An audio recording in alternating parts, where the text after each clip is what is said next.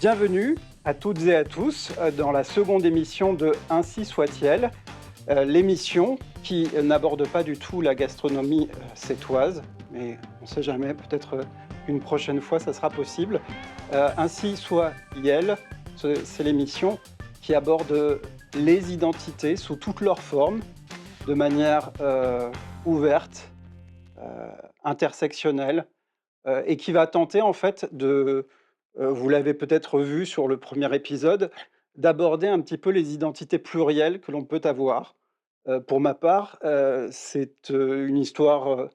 rapidement de perte d'identité qui m'a amené à faire cette émission. J'étais infirmier en soins palliatifs et puis à un moment, je me suis retrouvé dans un moment de ma vie, difficile où je n'ai plus été en capacité de pouvoir, faire ce métier, être, sécure pour mes patients. Donc je me suis mis en retrait et à ce moment-là, j'ai perdu mon identité. J'ai perdu mon identité, d'infirmier et si je n'étais pas infirmier en soins palliatifs, je n'étais plus rien. Donc c'est la raison pour laquelle cette émission existe, pour aller interroger les gens qui ont une ou plusieurs identités et savoir un petit peu comment est-ce que, au quotidien, ils travaillent avec ça. Aujourd'hui, on a, la chance de recevoir Danaël. Bonjour. Bonjour. Alors Danaël, est-ce que tu peux me rappeler dans quelles circonstances, on s'est rencontrés finalement? Bien sûr. On s'est rencontrés lors, d'un rassemblement, notamment pour lutter contre la transphobie et notamment, dans le contexte, actuel où, les jeunes enfants trans, sont beaucoup mis de côté et leur existence même est menacée, puisqu'on ne les reconnaît pas et qu'on leur empêche, d'avoir, accès à des choses qui devraient être, finalement des droits humains.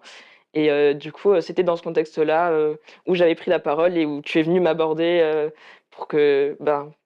pour qu'on puisse discuter un petit peu. Alors toi, tu as, une particularité, c'est que tu fais un métier vraiment alors moi, ça fait partie des métiers que j'aurais aimé faire, mais qui en même temps est un des métiers les plus exigeants. Alors, voilà, tu travailles dans le milieu médical et tous les métiers sont évidemment exigeants, mais celui-là particulièrement, est-ce que tu pourrais nous en parler? Du coup, alors j'y travaille pas encore, du coup, je suis étudiant pour le moment, étudiant du coup en maïeutique qui est en réalité sage-femme. Heu, Moi, c'est vrai que j'ai eu un parcours aussi même scolaire et professionnel, je dirais, qui a été, heu étonnant, je pense, mais du coup, je me suis retrouvée, à changer de carrière, l'an dernier pour, me lancer dans ces études-là, de sage-femme et heu et c'est vrai que c'est quelque chose qui est très exigeant. Moi, nous, on a déjà commencé à faire des stages et tout ça et heu et on se rend compte de à quel point le métier est aussi compliqué. Les études sont exigeantes, évidemment, mais le métier aussi,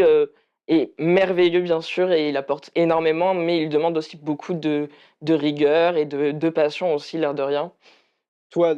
ça n'est pas ta seule identité. Si tu devais te définir, comment est-ce que tu le présenterais? Je pense que ça fait quand même partie, aujourd'hui, pas mal de mon identité, mais aussi parce que c'est un peu la découverte, je dirais, du métier et du monde médical aussi, au sens plus large. Après je suis quand même, du coup étudiant, j'ai 22 ans. Heu, je suis aussi, quelqu'un qui est né à l'étranger, en Argentine. J'ai grandi, dans les Cévennes, donc au fin fond, des montagnes et je suis une personne trans du coup, plus précisément, un homme trans non binaire et heu et j'ai aussi plein d'autres étiquettes, en rapport avec, mon orientation sexuelle et mon orientation relationnelle aussi qui entrent dans mon identité. Alors aujourd'hui, on est le 9 juillet. Heu,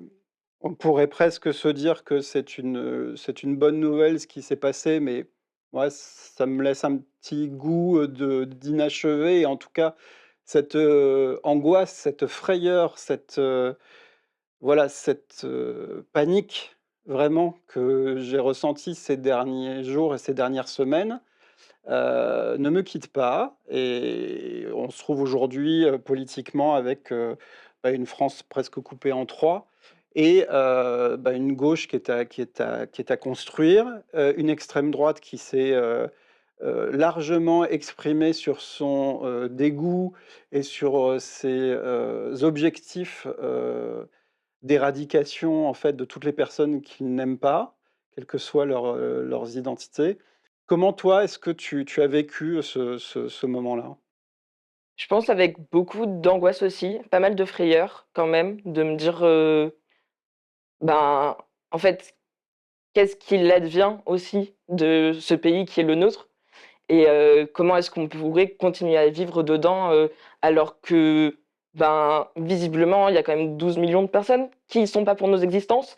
Et je trouve que c'est très compliqué, je pense,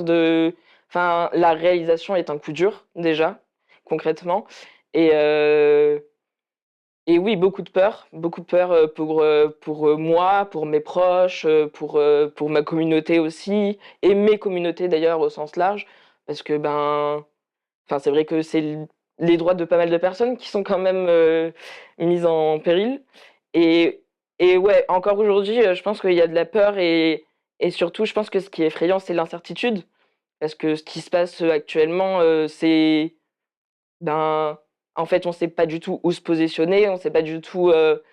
comment ça va évoluer parce que, ben, c'est un peu aussi, c'est un climat qui est quand même très difficile politiquement parlant et je pense, ben, l'air de rien pour un peu tout le monde et du coup, ouais, c'est un peu compliqué parce que, ben, on est incapable de savoir comment ça va évoluer et qu'est-ce qu'est-ce que ça signifie aussi pour nous, en tant que Français, Françaises, en tant que personne habitant en France, en tant que, bah, que citoyen, citoyenne et juste en tant que personne, en fait. Du coup, ouais, pas mal de frayeur, mais un peu aussi je pense qu'il y a eu un petit peu quand même, pour ma part, de joie, de voir qu'il y avait des personnes qui pouvaient se mobiliser et qui avaient l'énergie de le faire et que cette mobilisation, alors que souvent on a l'impression qu'elle est un peu faite en vain, ben, je pense qu'on en a vu le poids quand même ces derniers jours et du coup, bah, ça te donne un petit peu d'espoir quand même de se dire que, ben, il y a des choses qui sont quand même possibles si on se bat pour les avoir et du coup, c'est cool de se le rappeler aussi, quoi. Alors, tu disais tout à l'heure que tu étais un homme transmasque. Est-ce que tu peux expliquer ce que ça veut dire, bah, aux auditeurs, qui pourraient ne pas être familiers avec ce terme? Alors, du coup, du coup, je suis née assignée, femme et plus tard, au cours de ma vie, j'ai réalisé que c'était pas une étiquette qui me convenait parce que je me retrouvais pas dedans et que c'était, ben, presque un peu étranger quand même à mon ressenti de moi-même, de mon genre et tout ça et donc j'ai commencé à me poser des questions et à me renseigner et de là, ben, j'ai découvert, le fait d'être transgenre qui donc, signifie ne pas correspondre, au genre, auquel on a été assigné à la naissance et et petit à petit, j'ai fait mon petit cheminement et je me suis rendu compte que ce qui me correspondait le plus dans les étiquettes qu'on avait actuellement, c'était le terme de mec trans et donc, de me sentir comme un homme, quoi et mais du coup, je revendique quand même le fait d'être non binaire parce que c'est l'étiquette dans laquelle je me reconnais le plus, mais c'est pas l'étiquette dans laquelle je me reconnais totalement non plus. Et du coup, il y a quand même ce truc-là de vouloir, bah, me réapproprier mon genre en tant que le mien et pas seulement en tant que telle étiquette ou telle case. Et, et du coup, d'où le fait que je revendique beaucoup le fait d'être non binaire parce que ben oui, je suis un mec et en fait pas que. Alors c'est un petit peu le but de cette émission, hein, c'est Mmh. de mettre, à disposition de celles et ceux qui veulent se renseigner, finalement, ces interrogations qui sont des interrogations ultra complexes, qui n'ont rien à voir avec, heu, une mode ou le fait, d'avoir un truc pendant un certain temps. C'est quelque chose qui prend des années, qui est très douloureux et qui, une fois qu'il est assumé, est absolument pas facile à vivre. Enfin, je suis je Oui, si je oui, c'est parle tout à fait ça. voilà, Ouais. et donc l'idée, d'arriver à expliquer autour de cette émission que on a des identités différentes qui peuvent aller, qui peuvent venir. Comme je l'expliquais tout à l'heure, moi, à un moment, je me suis rendu compte que je n'existais plus littéralement, si je n'étais plus rien. Je n'avais plus aucun sens, plus rien ne faisait sens dans ma vie si je n'étais pas infirmier en soins palliatifs. Ce qui m'a posé vraiment des questionnements parce que je suis un père, je suis un époux, je suis tout un tas de choses, je suis un ami. Bon, je suis un militant, enfin bref. Donc et ça, il m'a fallu des mois et des mois pour revenir et me ressentir finalement, tout à fait, voilà, conscient de qui je pouvais être. Donc c'est vraiment un message pour toutes celles et tous ceux qui nous écoutent de prendre juste une petite pause et de se dire: «OK, ces gens à qui on pense et qui, font des caprices soi-disant, ben non, ils font pas vraiment des caprices du tout. Eux-mêmes, ils traversent une crise d'identité et une fois qu'ils se sont trouvés, ils s'épanouissent». Est-ce que alors, ils s'épanouissent d en eux, mais le problème, c'est est-ce qu'ils arrivent à s'épanouir dans la société? Ben, je pense que c'est une question complexe et ça dépend beaucoup, je pense aussi des cercles dans lesquels on évolue et dans lesquels on vit. Parce que oui, bah, c'est quand même un soulagement de trouver bah, notamment l'identité de genre qui quand même, ben, dans notre société et dans notre monde, elle a une importance quand même majeure. Parce que notre société, enfin concrètement, hein, elle évolue autour d'être femme, d'être homme ou quoi. Et du coup, forcément, c'est des choses qui prennent de l'importance, dans notre vie. Et heu et je pense que ouais, effectivement, ben, ça peut être, autant un épanouissement personnel interne, mais aussi je pense auprès des autres, selon où on évolue évidemment, mais dans le sens que, enfin, je sais que moi, ça m'est beaucoup arrivé, le fait de trouver mon identité de genre et de l'affirmer, ça m'a aussi permis de m'affirmer moi en tant que personne et d'oser prendre plus la parole, d'oser aussi exister en fait quelque part et heu et autant, effectivement, ça va être complexe, dans certains lieux, enfin, bah, notamment, je peux penser dans le monde médical où ça va être mademoiselle, à tout bout de champ et en même temps, il y a aussi ce truc-là de vouloir revendiquer le fait que, ben, parfois, je peux ressembler à une mademoiselle et c'est pas le cas et il y a aussi ce fait-là de vouloir l'affirmer, pour, ben, aussi, ben, un peu déconstruire, tout ce qui vont être des stéréotypes de genre, finalement. Mais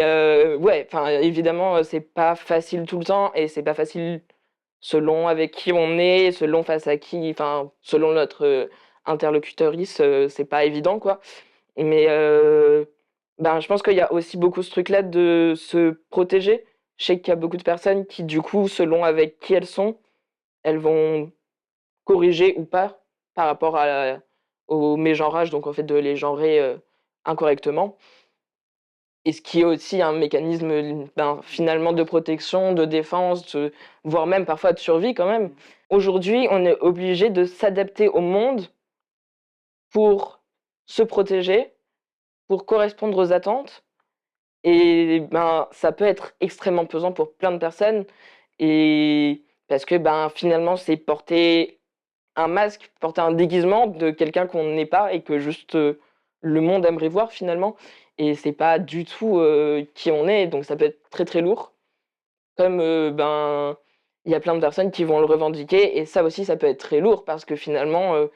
à partir du moment où on revendique qui on est par rapport aux questions de genre, on s'expose à des remarques, à des questions indiscrètes, à un jugement, à de l'incompréhension qui peut être bienveillante mais maladroite ou, malveillante directement. Donc, ouais, c'est quand même pas évident, dans le monde dans lequel on vit, quoi. D'autant que, au-delà des incompréhensions de la part des personnes qui sont, neutres finalement, qui sont juste mal à l'aise parce que, c'est quelque chose qu'elles n'ont pas l'habitude de voir. On vit aussi dans un monde extrêmement violent où le simple fait d'exister, devient un danger. Il y a beaucoup de choses qui m'ont marqué, lors de cette, manifestation pour la défense des droits des personnes trans, heu, notamment qui était quand vous allez partir, partez en groupe parce qu'on sait que dans les rues adjacentes de Montpellier, au-delà de la place de la Comédie, il y a des gens qui vous attendent et ne restez pas seul parce qu'en groupe, ils ne vous feront rien, mais par contre, si vous êtes isolé, ils risquent de vous tomber dessus. C'est hallucinant quand même. Oui et en même temps, C'est le quotidien en c'est le plus. quotidien, c'est ça et même en ayant moi évolué en tant que femme, enfin assignée comme femme, heu, enfin c'est aussi le quotidien des femmes, en fait et du coup, ben, oui, en fait, ton existence, elle est menacée pour qui tu es ou en tout cas pour comment à quoi tu ressembles, en fait. Et ouais, oui, oui, c'est effrayant, enfin et on sait très bien que même en groupe, parfois, enfin, c'est des groupes entiers qui peuvent, venir nous agresser et que c'est quand même possible de se faire agresser, quoi. Mmh. Mais heu, mais oui, après, c'est vrai que c'est effrayant et en même temps, c'est bien qu'on arrive à mettre en place des choses. Je sais que moi, du coup, mes amis sont partis d'un autre côté et du coup, moi, je suis allée voir de moi-même des gens pour leur demander de rentrer avec eux Mmh. et du coup, il y a aussi ça qui autorise on s'autorise à se enfin, à se protéger entre nous, quoi. Mmh. Exactement et du coup, ben, il y a aussi quand même ce truc-là qui aurait qui devrait pas avoir lieu d'être évidemment, mais qui finalement crée une cohésion dans la communauté, ben, par peur, d'une attaque, quoi. Alors il y a quelque chose qui m'avait beaucoup étonné, je ne sais plus si c'était toi ou si c'est, quelqu'un d'autre qui l'avait évoqué, c'est les violences intracommunautaires, Oui, dont je n'avais pas du tout conscience finalement et qui sont un un stéréotypage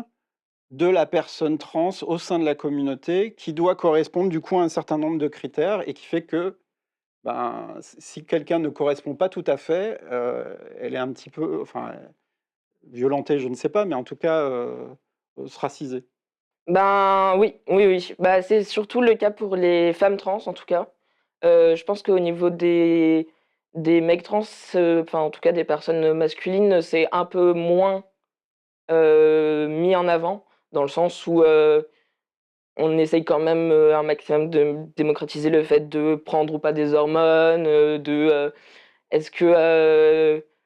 enfin, il y a quand même une question toujours de est-ce que la personne va ressembler à un mec, cisgenre donc qui ait vécu avec ce genre toute sa vie? Ou est-ce que, au contraire, elle affirme sa transidentité, tout ça? Mais les violences au sein de à quoi tu ressembles, enfin, au sein de la communauté, elles sont beaucoup plus exprimées pour les personnes, trans féminines, du coup. Parce que, ben, parce que c'est des femmes, en fait, encore une fois et du Mmh. coup, c'est de la transmisogynie, on appelle ça comme ça, parce que c'est de la transphobie, mais aussi de la misogynie finalement, de une femme doit ressembler à ça et oui, même au sein de la communauté, c'est quelque chose qui est quand même très présent, dans le sens où, ben, une femme trans, doit, s'habiller comme ça, comme ça, comme ça et en même temps, si elle est trop féminine, ben, on va l'accuser de, reproduire des stéréotypes et si elle est considérée comme trop «masculine» entre guillemets, heu, on va l'accuser de ne pas être vraiment une femme trans et d'être un mec, qui s'immisce, des choses comme ça qui sont, quand même assez violentes à entendre parce que, ben, c'est à nouveau nier l'identité de la personne et la mettre aussi sur un plan d'agresseur finalement, dans ce contexte-là et du coup, ouais, c'est des choses qui sont quand même présentes et que je sais qu'avec, des proches, on essaye quand même beaucoup de le combattre parce que, ben, en fait, on se bat déjà au quotidien pour que la société accepte qu'on ne fasse pas partie des qu'on ne corresponde pas aux stéréotypes. Du coup, si en plus on doit se battre en intracommunautaire, c'est enfin, c'est juste invivable, quoi. Mmh. Alors on va revenir un petit peu sur le sujet de la maïeutique. Ouais. Heu, du coup, c'est ta transition, elle est c'est une ch moi j'ai l'impression, enfin je la vois comme une chance, en termes heu, de pratique. Alors après effectivement, il est possible que ça va troubler, les patients, patientes, que tu vas voir, mais en fait, enfin je sais pas moi, je qu'ex jusqu'à présent, comment toi tu l'as vécu, sur tes premiers stages, Ça a été complexe, beaucoup de questionnements quand même, parce que, ben, déjà dans le fait d'aller en maïeutique, qui est un métier qui est considéré quand même assez féminin, l'air de rien, encore aujourd'hui, même si ça va mieux. Mais du coup, le fait de débarquer en disant: «Je suis un mec, mais j'ai des seins», c'est un peu compliqué, en tout cas vis-à-vis de moi-même surtout. Hem, Après effectivement, moi je le vois aussi comme une chance parce que c'est aussi quelque chose que même plus tard dans ma pratique, j'ai envie qu'il soit présent parce que c'est enfin mon identité, l'air de rien, elle est quand même politique et heu et des personnes trans qui trouvent du personnel soignant qui soit safe et qui soit secure pour les accueillir et pour répondre à leurs besoins, ben, c'est compliqué en général quand même. Donc c'est aussi quelque chose que moi j'ai envie de revendiquer, je pense, assez assez librement. Ce fait-là que, ben, moi je suis trans, ça n'influe pas sur ma pratique. Par contre, ça va influer sur, les personnes que j'accueille exactement et comment j'accompagne les gens aussi dans bah, quand même en étant, quelqu'un qui comprend aussi certains vécus que d'autres ne pourraient pas comprendre et qui et je pense qu'il fait partie de la communauté et donc ça peut aussi être sécure pour pas mal de personnes. Après, c'est vrai que c'est quand même beaucoup de questionnements parce que justement, moi, j'ai commencé aussi une transition hormonale, justement cette année et du coup, il y a eu un moment où je me suis beaucoup questionnée de me dire: «Est-ce que j'ai envie, heu, vraiment de prendre de la testostérone?» sachant que, ben, il y a des patients, patientes qui vont se sentir moins à l'aise avec le fait que j'ai une barbe ou des choses comme ça, pour une consultation, j'en sais rien, gynécologique par exemple, parce que, ben, on sait très bien les violences, que beaucoup de personnes subissent, de gynéco ou de sages-femmes moins, mais beaucoup de gynécos hommes, qui peuvent, ben, commettre des agressions, sexuelles, ou sexistes et tout ça. Donc c'est vrai que ça a été quand même un grand questionnement pour moi de me dire, qu'est-ce qui est nécessaire pour moi et comment est-ce que j'ai aussi envie que les gens me perçoivent? Parce que, ben, l'air de rien, c'est aussi la perception des autres dans une transition hormonale qui rentre en jeu et heu et je sais que j'ai fini par me dire que mes 2 identités, elles peuvent se rejoindre de toute façon et elles sont pas forcément opposées et le fait que je sois un homme trans, ça a toute son importance. Mmh. Parce que je suis pas un homme cis justement et que, ben, les violences que certaines personnes vont subir, moi, bah, je les commettrai pas, déjà et en plus de ça, je peux aussi les comprendre et les entendre et accompagner aussi les gens qui ont ce vécu-là à avoir un suivi qui soit plus sain et qui soit aussi à leur rythme, qui soit pas violent, que ce soit de manière physique ou même, enfin, émotionnellement, mentalement, que ce soit pas une violence, en fait et du coup, je pense que finalement, c'est là-dedans aussi que mon identité, elle s'inscrit. Dans le fait de dire: «Ouais, je vais peut-être ressembler à un homme, mais je serai pas un homme cis». Alors, question très, très, très intéressée de ma part, personnelle. Moi, actuellement, j'étais en soins palliatifs. Je sais que je peux maintenant y retourner parce que j'ai fait ce qu'il fallait pour pouvoir, travailler dessus, mais depuis quelque temps, j'ai rejoint une association d'accompagnement de personnes atteintes d'endométriose, grâce à mon épouse Fleur. C'est une association qui est inclus dans la filière qui est en train de se construire en Occitanie, donc chapeautée par le CHU de Nîmes, de Toulouse et de Montpellier. Donc avec des médecins qui sont en train de, faire tout un travail de repérage des professionnels de santé qui sont formés, et qui sont formés correctement, à jour, notamment enfin, sur la problématique de l'endométriose et puis, de tous les accompagnements, possibles qu'il peut y avoir à côté parce que, ben, malheureusement, c'est pour l'instant, une pathologie qui n'est pas curable et qui nécessite, à chaque fois un accompagnement ultra spécifique pour chaque personne. Cette association, Endosène Occitanie a été reconnue comme étant, heu suffisamment, responsable et utile, pour pouvoir être intégré à la filière, donc ça, c'est déjà une reconnaissance et 2e chose, elle a à cœur de, communiquer autour du fait que les, professionnels alors pas les professionnels de santé, mais les professionnels d'accompagnement qui sont là, les sophrologues, Fleur, pour les massages et cetera, heu sont des personnes sécures et accueillantes et LGBT friendly. Alors, j'avais une sophrologue qui me disait il y a quelques jours, qu'elle, ça lui semblait complètement, débile d'être obligée de le dire parce que pour elle, ça allait de soi. Et c'est vrai qu'au cours de la conversation, on a fini par se rendre compte que oui, il y a quand même besoin de l'exprimer, ne serait-ce que pour être visible des personnes de la communauté qui ne seraient pas au courant, pour dire: «Cet endroit-là, ces personnes-là, elles sont sécures, vous pouvez y aller, il y aura pas de souci». Toi, est-ce que du coup, tu as l'impression dans ta promo, par exemple, qu'il y a cette envie de procurer des zones sécures pour les patientes? Bien sûr, oui, oui, oui et c'est quand même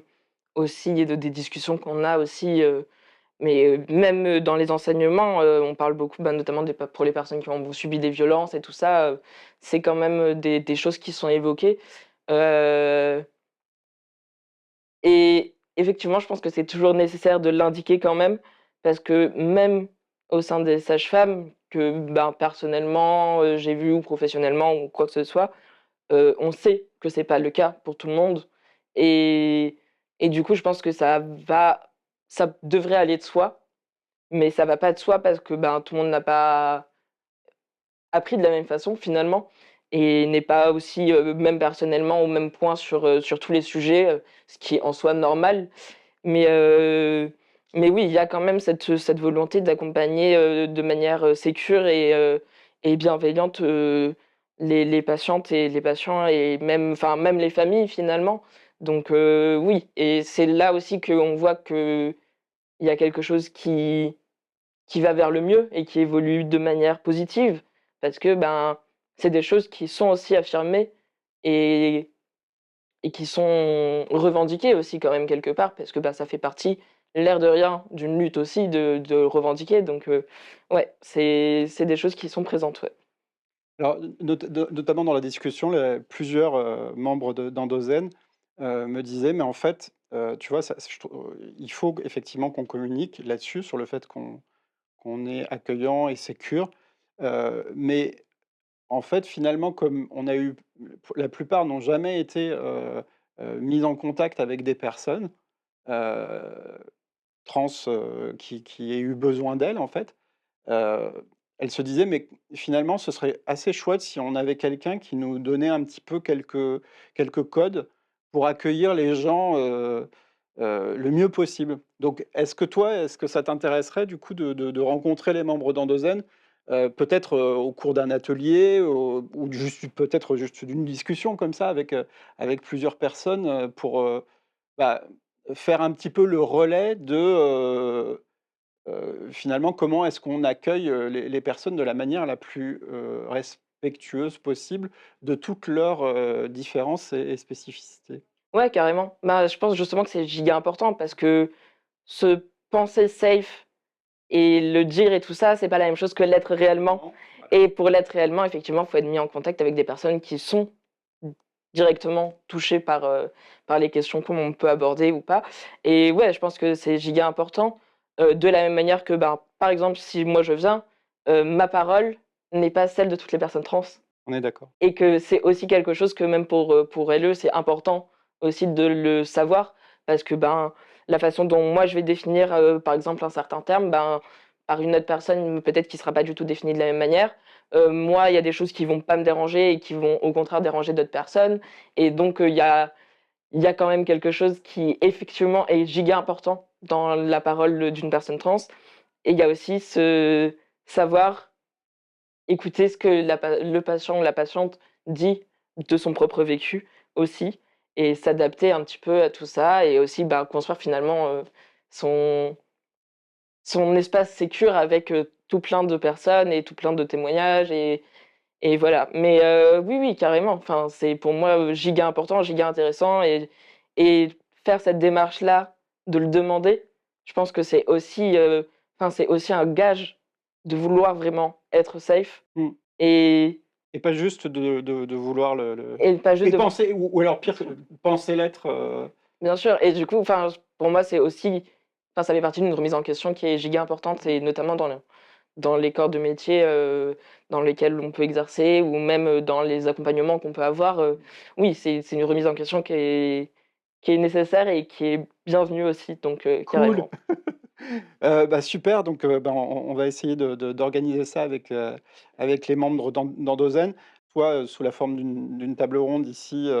pour pouvoir, l'enregistrer et puis la partager ensuite, soit de manière, peut-être plus informelle, lors d'une rencontre avec le maximum de praticiens, praticiennes d'Endozen. Est-ce que maintenant qu'on a, abordé, ben, plein de parties de ta vie un petit peu différentes, si tu, devais, répondre à cette question, sur l'identité, qui es-tu, Danaël? Mmh. Je pense que, ben, quand même, je reviens beaucoup sur ce que j'ai dit au début, le fait d'être un étudiant en maïeutique, d'être une personne, transgenre, d'avoir aussi une famille qui est, ben, hétérogène, dans, ses origines et dans son histoire, voilà. Je suis aussi, ben, effectivement, comme tu le disais tout à l'heure, ben, je suis aussi un ami, je suis aussi enfin, un partenaire, amoureux, je suis aussi, un grand frère, je suis je suis quand même, ben, finalement plurielle d'une certaine façon parce que, ben, mon identité, elle a plein de facettes. Je suis aussi, quelque chose que j'ai pas dit tout à l'heure, mais je suis aussi une personne neuroa, donc neuroatypique, qui a des troubles, qui sont, des troubles mentaux, des troubles psychiques, heu et je suis aussi une personne militante. Je suis aussi, ben, je pense une personne qui essaye de rendre les choses plus safe pour un et plus sécures pour un maximum de personnes, que ce soit des personnes racisées, que ce soit des personnes handicapées, que ce soit des personnes qui fassent partie de la communauté LGBTQIA+ et heu et qui aussi a soif d'apprendre et a soif de transmettre et a envie d'accompagner un maximum les gens ben, dans leur parcours de vie aussi, dans les évolutions de leur vie et tout ça. Je suis aussi un ancien étudiant en psychologie. Je suis, quelqu'un qui a aussi envie de travailler avec, ben, des équipes pluridisciplinaires, et ouais, finalement, je suis moi aussi et c'est aussi, quelque chose qui est important. On est, plein de choses différentes, plein de choses parfois, complexes, parfois contradictoires, avec lesquelles on fait, au mieux. En tout cas, en essayant de se faire le moins de mal possible et en essayant d'être le plus bienveillant possible avec, les autres. Hem, si tu avais un message à faire passer ou une chose à dire, que ce soit à la communauté ou bien, à tout le monde, qu'est-ce que tu aurais envie d'ajouter? Mmh, je pense que j'ai envie de dire soyez curieux et curieuses parce que, ben, c'est aussi comme ça qu'on construit sa culture de manière générale, qu'on construit sa bienveillance aussi, qu'on construit, ben, une partie de son identité aussi, l'air de rien, d'être curieux, curieuse des vécus des autres, des personnes que, ben, on comprend pas forcément, qui ont des vécus qui nous paraissent, totalement inimaginables ou qui au contraire nous paraissent fabuleux, enfin ouais, soyez curieux, curieuses, soyez aussi bienveillants, bienveillantes et je pense que le plus important c'est aussi d'affirmer enfin de vous dire d'être, à l'écoute et d'accepter de ne pas tout savoir et d'accepter d'apprendre des autres de la même manière que vous pouvez leur apprendre. Génial. Je te remercie beaucoup et puis on se retrouve, j'espère très vite, avec, Andozen. Cet épisode d'Ainsi soit-il est terminé. Vous pouvez, bah, nous rejoindre sur, tous les réseaux sociaux, LinkedIn, Instagram, YouTube et cetera et puis, ben, faire partager ces vidéos à celles, ceux que vous voudrez. Soyez bienveillants, prenez soin de vous et puis à très bientôt.